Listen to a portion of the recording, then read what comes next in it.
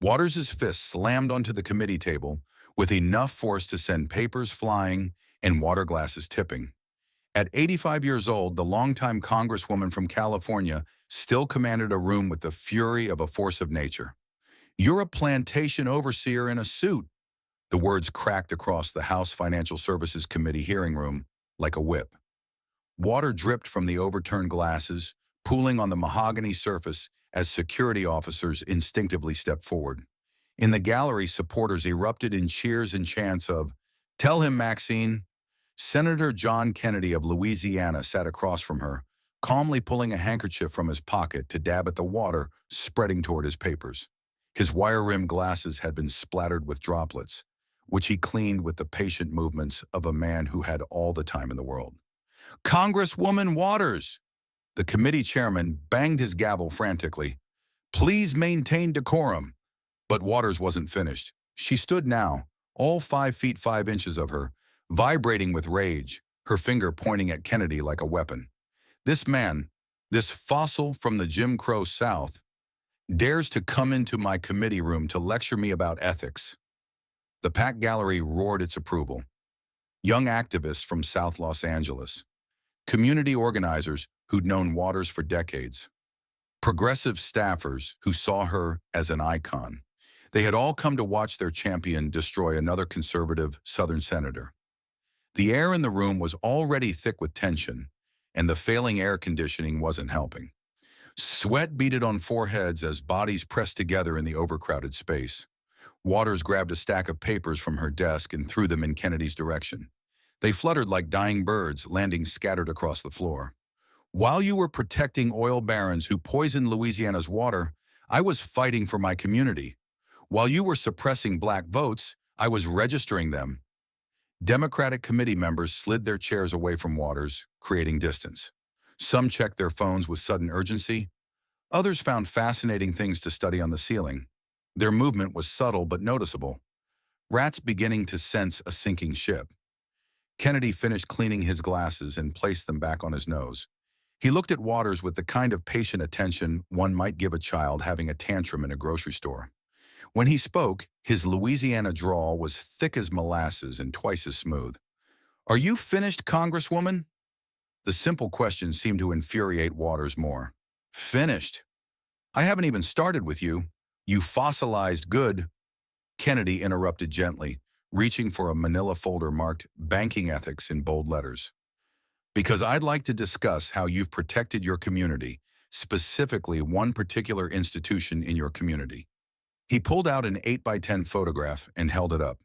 The image showed the One United Bank headquarters, a modest building that had once represented hope for black-owned banking in America. Waters froze mid-gesture, her pointing finger still extended, but now trembling slightly. The fury in her eyes flickered, replaced for just a moment by something else: fear. "Since we're discussing ethics and community service," Kennedy continued, his voice carrying despite its softness, "shall we talk about how your husband made $350,000 from this bank?" The gallery's cheers died like someone had pulled the plug on a speaker.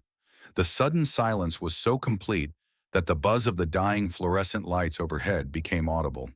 Waters' aide rushed to her side, whispering urgently, but she waved him away. "Don't you dare!" Waters started, lunging forward as if to grab Kennedy's documents. Security moved quickly, positioning themselves between the two. The committee chairman banged his gavel repeatedly. "Order! We will have order!" Kennedy remained seated, unperturbed by the chaos. He pulled out another document, this one a bank statement with certain numbers highlighted in yellow. $350,000, Congresswoman. That's what your husband's stock in One United Bank was worth. Stock in a bank that was failing, a bank that didn't qualify for federal bailout funds until you personally intervened. "This is about you, not me," Waters shouted, but her voice had lost some of its power. Sweat was no longer just from the heat. It beaded on her forehead from stress, causing her carefully applied makeup to run slightly at the edges. "This is another racist attack on a strong black woman who won't bow down to—" "Ma'am," Kennedy interrupted again, his politeness somehow more devastating than any shout could be, "I have great respect for strong black women. My concern is with corrupt politicians of any color who use their position to enrich their families. Shall we discuss how your husband made that $350,000? Waters gripped the table for support, her knuckles whitening. The aide whispered more urgently, and this time she listened. Around them, the committee room had transformed from a political rally into something resembling a courtroom, and everyone present could sense that Congresswoman Waters had just become the defendant. The chairman cleared his throat. Senator Kennedy, please proceed with your testimony. Congresswoman Waters, please be seated.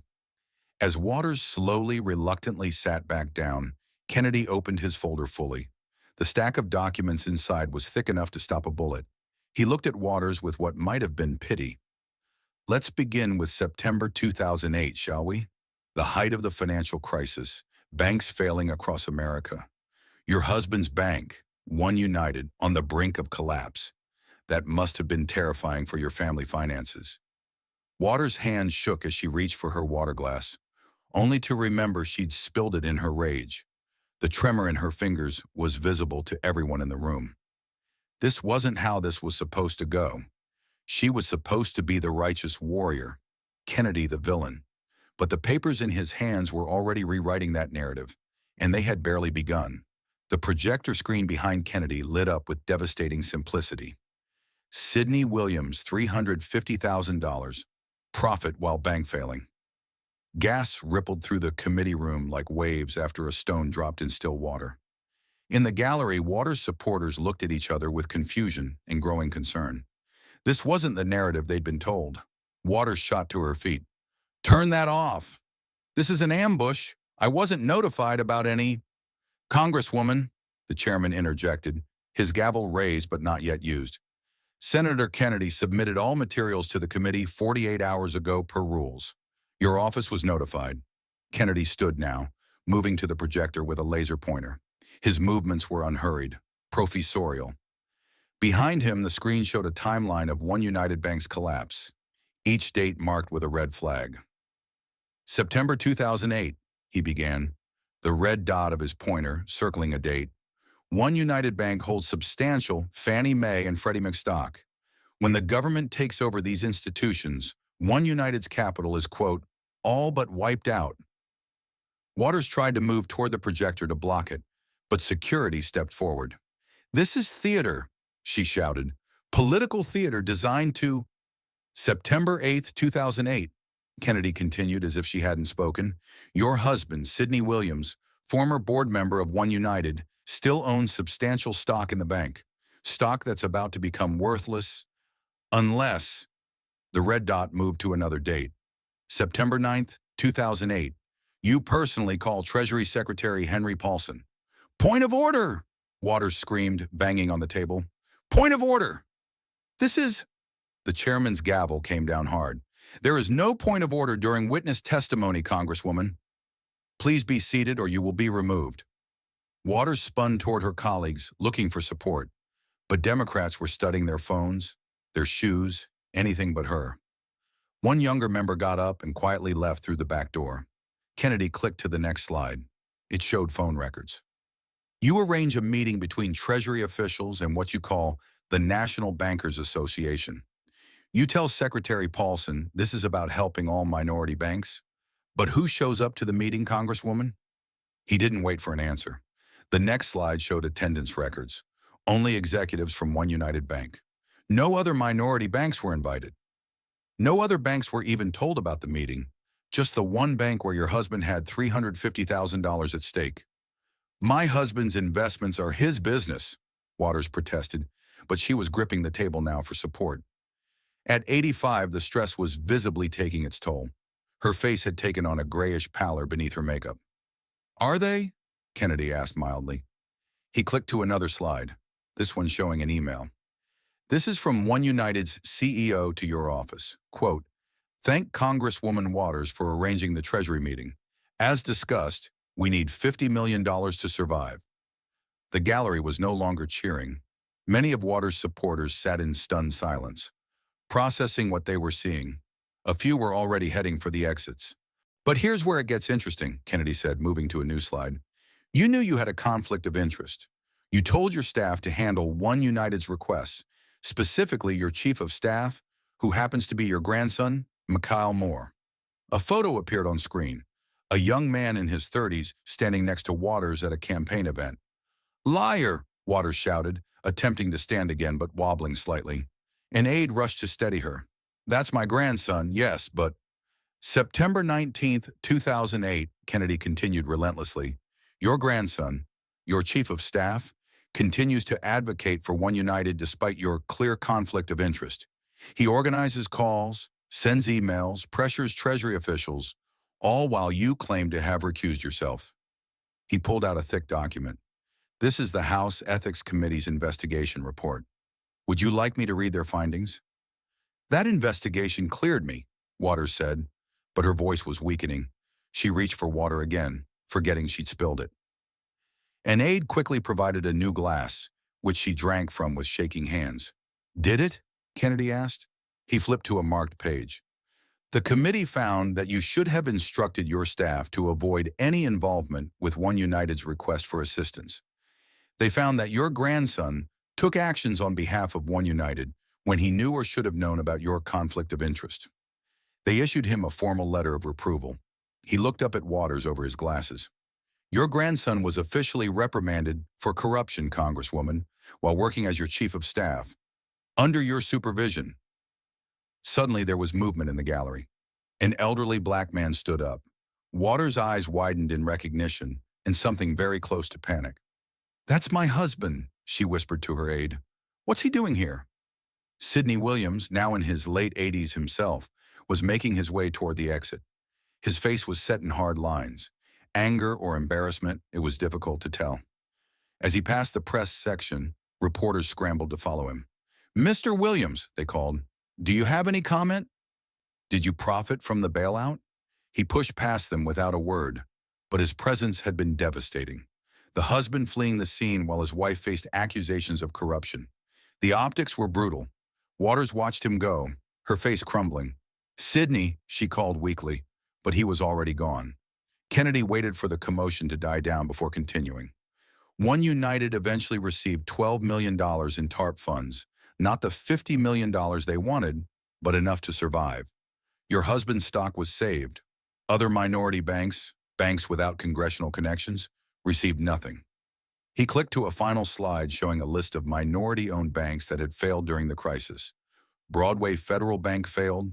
Carver Federal Savings Bank nearly failed. United Bank of Philadelphia failed. He looked directly at Waters. These banks serve black communities too, but they didn't have a congresswoman with a financial stake making calls for them. "I was trying to help all minority banks," Waters protested, but it sounded hollow now. Her supporters in the gallery were leaving in steady streams. The chants and cheers from an hour ago seemed like ancient history. "Were you?" Kennedy asked. He pulled out one more document. "This is the Treasury Department's internal memo about your meeting request." Quote, "Representative Waters specifically mentioned One United Bank multiple times. No other banks were discussed." Waters slumped in her chair. At 85, she suddenly looked every year of her age and more. Her wig had shifted slightly during her animated protests, and she reached up to adjust it with a trembling hand. The gesture was heartbreaking in its vulnerability. The powerful congresswoman reduced to worrying about her appearance while her career crumbled. "But we're not done," Kennedy said, reaching for a new folder. "That was just your husband's corruption. Let's talk about your daughter. She made even more." Waters' eyes closed. She knew what was coming. The family business was about to be exposed, and there was nowhere left to run. The folder was labeled Family Empire in thick black letters. Kennedy opened it with the same deliberate care he'd shown throughout. A man unveiling evidence he'd spent months collecting. "Your daughter, Karen Waters," he began, and Waters flinched at the name, "made more money from your campaigns than most United States senators make in salary." Shall we discuss how? The committee room had gone completely still. Even the chairman had stopped reaching for his gavel, transfixed by the systematic destruction happening before them. This wasn't just a political takedown. It was the dismantling of a dynasty, piece by corrupt piece. "Your daughter made more than a U.S. senator from your campaign." The words appeared on the screen in bold letters, followed by a number that made the entire room gasp. $750,000. Waters erupted from her chair with surprising energy for someone her age. How dare you bring my children into this? She grabbed her water glass and hurled it at the projection screen. It shattered against the wall, water running down like tears on the financial figures. Security rushed forward, positioning themselves between Waters and Kennedy. The committee chairman banged his gavel so hard it cracked. Congresswoman Waters, control yourself or you will be removed. My family earned that money. Waters screamed, spittle flying from her lips. Her carefully maintained composure had completely shattered. Every penny was legal. Every payment was reported. Kennedy remained calm, pulling out a handkerchief to clean water droplets from his papers. Legal, perhaps, but ethical? Let's examine how your daughter earned $750,000, shall we? He clicked to the next slide, showing a complex web of payments. Karen Waters runs something called a slate mailer operation. For those unfamiliar, she creates voter guides that recommend candidates. Candidates pay to be included on these mailers. And who determines which candidates get recommended? He paused for effect. You do, Congresswoman. That's a legitimate business, Waters protested, but she was gripping the table again, her knuckles white. Is it? Kennedy asked. Let's trace the money flow. Candidates donate to your campaign. Your campaign pays your daughter's company. Your daughter prints mailers endorsing those same candidates. It's a beautiful circle, isn't it? Money goes round and round, and your family takes a cut at every turn. A young woman in the gallery suddenly stood up. She looked to be in her late 20s, professionally dressed but with tired eyes. I have something to say. Security moved toward her, but Kennedy raised a hand. Let her speak. The woman's voice trembled but carried. I worked for Congresswoman Waters' campaign for 2 years, unpaid. I was told it was a volunteer opportunity that would lead to a real job. She pulled out a crumpled piece of paper. This is my bank statement from that time. I had $73 in my account. I ate ramen every night while Karen Waters got paid $40,000 that same month. Waters pointed a shaking finger at the woman. You're lying. I don't even know you. Yes, you do, the woman replied, tears starting to fall. You called me sweetie when you needed coffee. You promised me I was part of the family, but the only family that mattered was your real family, the ones getting paid. The gallery erupted in murmurs. More former staffers were standing now emboldened. She's right, another called out. I worked 16-hour days for free. My daughter did too, shouted someone else. While Karen Waters got rich. Get them out! Waters screamed, spittle flying. Security, remove these people. They're plants, Republican plants. But Kennedy was already moving to his next slide. Let's continue with the family payroll, shall we? Your grandson, Mikhail Moore, chief of staff at age 32, one of the youngest on Capitol Hill, salary $174,000 per year. A photo appeared of Moore at a congressional event, standing next to Waters. Nepotism, someone shouted from the gallery. Kennedy nodded. Technically legal, because grandchildren aren't covered by anti-nepotism rules. But ethical, you hired your grandson over hundreds of qualified candidates. And what did he do with that position? We already discussed how he violated ethics rules to help your husband's bank. This is a lynching, Waters screamed, and the word hung in the air like a toxic cloud. Even her remaining supporters cringed. Several more Democrats on the committee stood and left, their exits no longer subtle. Congresswoman, Kennedy said quietly, examining corruption is not a lynching, it's accountability. He clicked to another slide. Your son, Edward Waters, paid $30,000 for consulting. What consulting? The records don't say. Your nephew? Another $25,000 for what? Unknown. The numbers kept coming, each one a nail in Waters' political coffin. Over 8 years, Kennedy summarized, your family members received over $1 million from your campaigns and affiliated organizations. While your district. The screen changed to show photos of South Los Angeles, homeless encampments, closed businesses, crumbling infrastructure. This is the community you claim to serve, Kennedy said. While your family got rich, your constituents got poorer. The poverty rate in your district has increased. Homelessness has skyrocketed.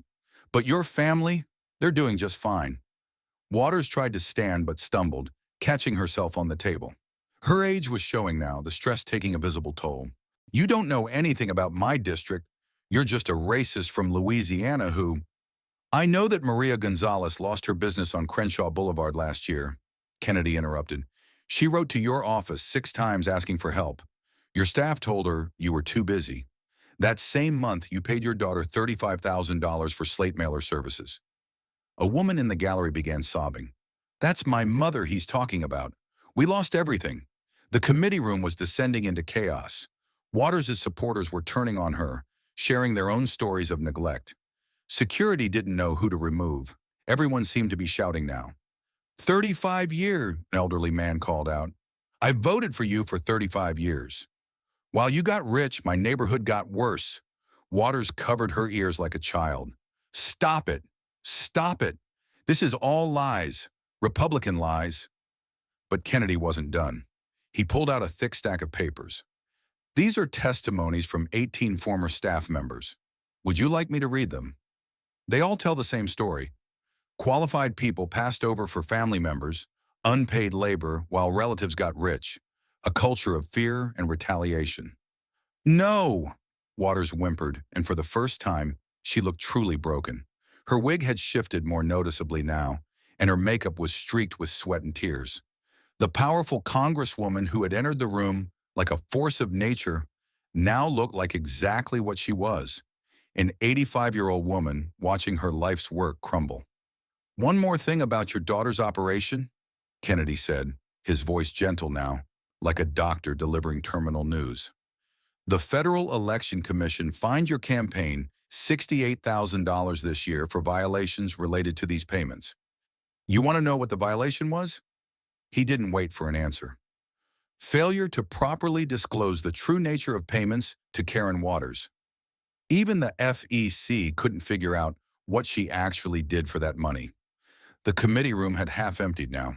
Waters sat alone at her table, her staff having retreated to the edges of the room. Even they seemed to be keeping their distance, as if corruption might be contagious. Shall we continue? Kennedy asked, reaching for another folder. We haven't even discussed your campaign finance violations yet. 20 years worth of them. Waters didn't answer. She couldn't. The family empire built on decades of public service had been exposed as exactly what it was. A criminal enterprise wearing the mask of civil rights activism. And everyone in the room, everyone watching on CSPAN, everyone following on social media, could see it now. The Queen of South Los Angeles was being dethroned, and her own greed had forged the sword. The screen flashed with 3 devastating words. $68,000, fine, guilty. And that's just this year, Kennedy added softly. Waters' head snapped up. Despite her earlier collapse, rage flickered in her eyes again. Ancient history. You're dredging up ancient history. June 2025 is ancient history? Kennedy asked, pulling out a stack of documents thick enough to use as a weapon. This is your FEC violation from 6 weeks ago. Shall we go through the other 19 years of violations? He began laying them out on the table one by one, like a dealer showing a losing hand. Each document made a soft thud on the mahogany. 2005, failure to properly report expenditures. 2007, commingling campaign and personal funds. 2009, excessive contributions from prohibited sources. 2011, failure to disclose donors. 2013. Stop! Waters tried to lunge forward to grab the papers, but security held her back. In the struggle, several documents tore. Kennedy calmly pulled out duplicates from his briefcase. I have copies, Congresswoman. Many copies. Would you like to continue tearing them up? It makes for compelling television indeed. C-SPAN cameras were capturing every moment. Waters, realizing how she must look, stopped struggling, but the damage was done. Images of her trying to destroy evidence would lead every news broadcast tonight. A movement in the committee seats caught everyone's attention. Representative David Kim, a Democrat from California, slowly stood. Waters' eyes widened in recognition and fear. David, sit down, she hissed. Don't you dare! I can't stay silent anymore, Kim said, his voice shaking but determined. He turned to face Kennedy. Senator, I have information relevant to your investigation. The committee room exploded. Waters screamed, "Traitor!" so loudly that feedback screeched through the microphones. Security moved to position themselves between the two California representatives. Congresswoman Waters threatened me, Kim continued, pulling out his phone. I have texts. She said if I didn't contribute to her daughter's slate mailer operation, she would make sure I was redistricted out of existence. Kennedy nodded gravely. Would you share those texts with the committee? Kim connected his phone to the projection system. The messages appeared on screen, each one more damning than the last. You're either with the Waters family or against us. Karen needs $50,000 for the slate mailer. Don't make me ask twice. Remember what happened to Martinez when he crossed me. The gallery was in an uproar now. Even Waters' most loyal supporters couldn't defend this. Several were openly weeping, realizing their hero was nothing more than a common extortionist with a congressional pin. Show the rest, Kennedy prompted gently. Kim scrolled to another conversation. This is from last month. She demanded $75,000 for her grandson's consulting firm, and Waters was standing now, pointing at Kim with a shaking finger. You came to me begging for help. I made your career. Without me, you're nothing. Without you, I'd have $200,000 more in my campaign account. Kim shot back. Money that could have gone to actually helping our constituents instead of enriching your family. Kennedy returned to his presentation, the screen now showing a complex chart. Let's discuss the slate mailer operation in detail. This is how the scheme works. The diagram looked like something from a money laundering prosecution. Arrows connected boxes labeled Candidate Donations, Waters Campaign, Karen Waters Incorporated, and Citizens for Waters. It's all legal, Waters shouted, but her voice was now weakened by her screaming. Legal but corrupt, Kennedy corrected. Candidates pay your daughter for endorsements, but those endorsements are really from you. You're selling your political influence, and your daughter is the bagwoman. He clicked to show a list of candidates. Every single politician who paid Karen Waters received your endorsement. Every single one who refused to pay was opposed by you. That's not politics, that's racketeering. The committee chairman, who had been largely silent, finally spoke. Congresswoman Waters, these are serious allegations. Do you have any defense beyond screaming racism? Waters turned on him. You too. You're all in on it. This is a conspiracy to what? The chairman asked wearily. To expose corruption? To hold you accountable after decades of enriching yourself? That's not a conspiracy, Maxine. That's justice. The use of her first name was devastating. The professional courtesy was gone. She was no longer Congresswoman Waters to her colleagues, just Maxine, the corrupt politician finally being exposed. Kennedy moved to his next slide. Let's discuss your corporate donors. You rail against Wall Street in public, but in private. The screen showed donation records. Wells Fargo, $50,000. J.P. Morgan Chase, $75,000. Bank of America, $100,000. After the 2008 crisis, you were one of the bank's fiercest critics, Kennedy noted, until they started donating to your campaigns. Then suddenly you became much more understanding. He pulled out a photo from 2013. It showed Waters at a private dinner with banking executives, laughing and toasting with champagne. This was taken 6 months after you called these same executives gangsters in a public hearing, Kennedy observed. What changed, Congresswoman? Did they stop being gangsters, or did they start paying you enough to overlook it? Waters was crying now, tears cutting tracks through her makeup. They're attacking me because I'm black, because I'm a woman, because I've been effective. No, Kennedy said quietly. They're exposing you because you're corrupt. Corruption has no color, Congresswoman. It's green, the color of money. He pulled out one final set of documents. These are from the nonprofit you created, Citizens for Waters. It's supposed to be charitable, helping your community. Let's see where the money really goes. The breakdown was damning. Administrative costs, mostly to family members, 70%. Actual community programs, 15%. Miscellaneous expenses, 15%. 70 cents of every dollar donated to help South Los Angeles goes to your family, Kennedy summarized. That's not charity. That's theft. The gallery had almost emptied now. Waters' supporters couldn't bear to watch anymore. Those who remained looked shell-shocked, processing the betrayal of someone they'd believed in for decades. One more thing, Kennedy said, reaching into his briefcase.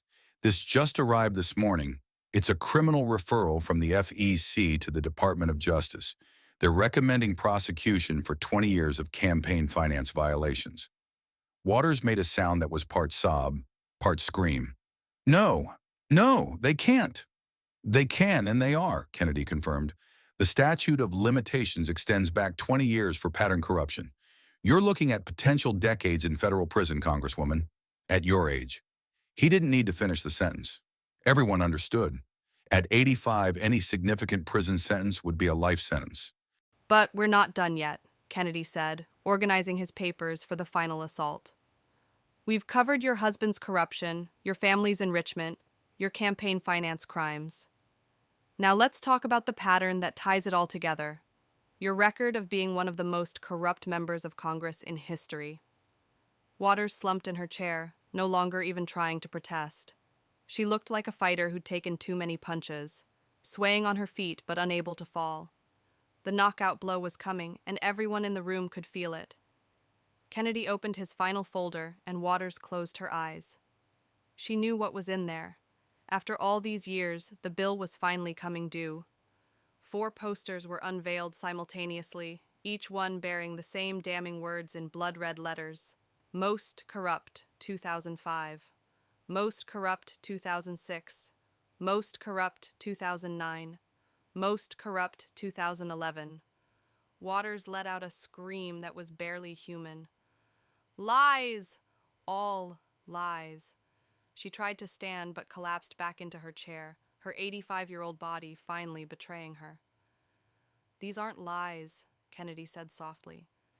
These are the findings of Citizens for Responsibility and Ethics in Washington, CREW, a liberal watchdog group. Congresswoman, your own side has been calling you corrupt for 20 years. He pulled out the reports, each one thick as a phone book. Shall we go through them? 2005.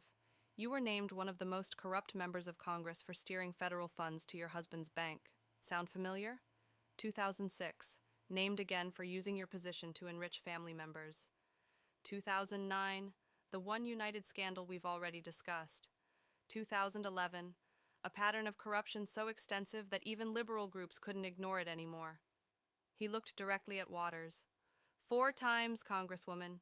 4 times your own ideological allies declared you one of the most corrupt members of Congress. Democrats and Republicans united in recognizing your corruption. That's almost impressive. A movement in the gallery caught everyone's attention. An elderly black man stood slowly, using a cane for support. He wore a pin identifying him as a veteran of the civil rights movement. I marched with Dr. King, he said, his voice carrying the weight of history. I was beaten on the Edmund Pettus Bridge. I bled for voting rights. He turned to look directly at Waters. And you dishonored everything we fought for. The words hit Waters like physical blows. She shrank back in her chair, suddenly looking every one of her 85 years. You were supposed to be our voice, the man continued, tears streaming down his weathered face. Instead, you became everything we marched against: corruption, greed, selfishness. You betrayed the movement, Maxine. You betrayed us all. I served my community, Waters screamed, but it sounded hollow, desperate.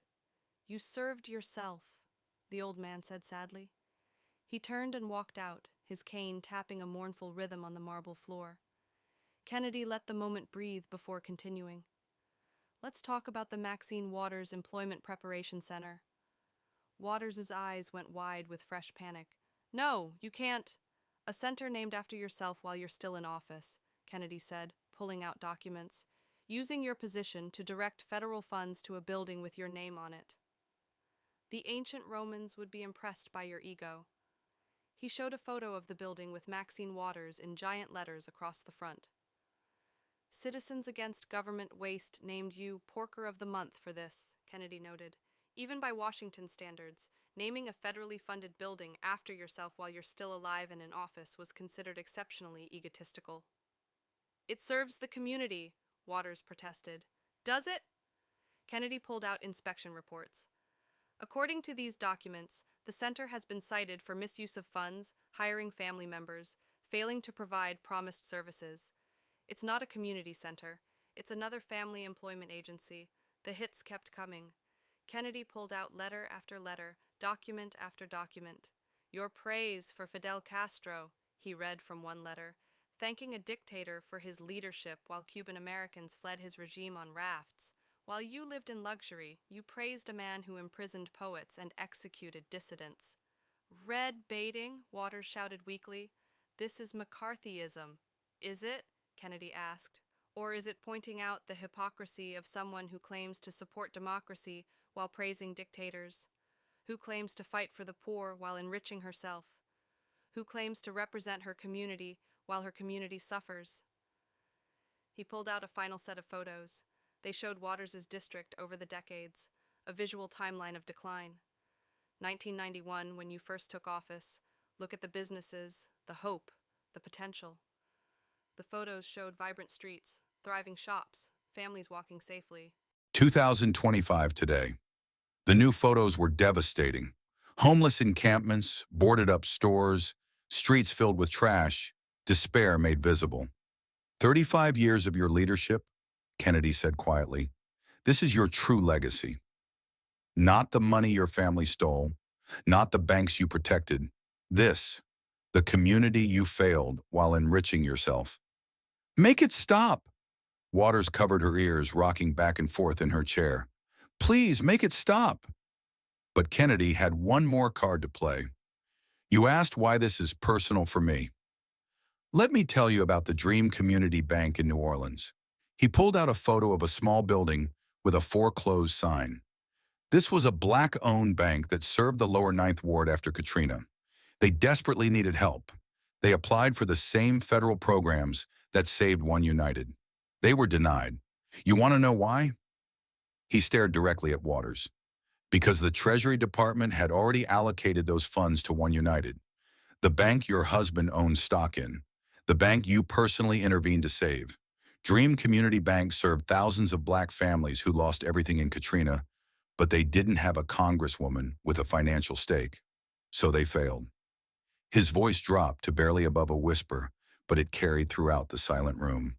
Those families, my constituents, lost their savings, their hopes of rebuilding, their faith in the system, all so your husband could protect his $350,000 investment. That's why this is personal, Congresswoman. You didn't just betray your district. You betrayed every community that believed government could help them. Waters was sobbing openly now, her face a ruin of makeup and tears. The powerful committee chair, who had terrorized witnesses for decades, was reduced to a broken old woman facing the consequences of a lifetime of corruption. No more, she whimpered. Please, no more. Kennedy closed his folders slowly, the sound of paper on paper somehow final. We're done here. The evidence speaks for itself. Decades of corruption, millions stolen, communities destroyed, families enriched. The record is clear. He stood, gathering his documents with the same methodical precision he'd shown throughout. As he packed his briefcase, he delivered his final verdict. You had the chance to be a hero, to lift up your community, to honor the civil rights movement that made your career possible. Instead, you chose greed. You chose your family over your constituents. You chose corruption over service. He snapped his briefcase closed, the sound echoing like a judge's gavel. The committee has everything. The FBI has been notified. The DOJ is investigating. Your own party is meeting as we speak to discuss your expulsion. Your career is over, Congresswoman. The only question now is whether you'll spend your final years in a federal prison or merely in disgrace. As Kennedy walked toward the exit, Waters called out desperately, "Wait! We can make a deal. I have information about others. I can—" Kennedy paused at the door, not bothering to turn around. The time for deals passed decades ago. You had 35 years to do the right thing. You chose differently. Now you'll live with those choices. He left, and with his departure, The last bit of fight went out of Maxine Waters. She sat alone at the witness table, abandoned by staff, supporters, and colleagues. The committee room that had been her kingdom for decades had become her courtroom, and the verdict was in, guilty on all counts.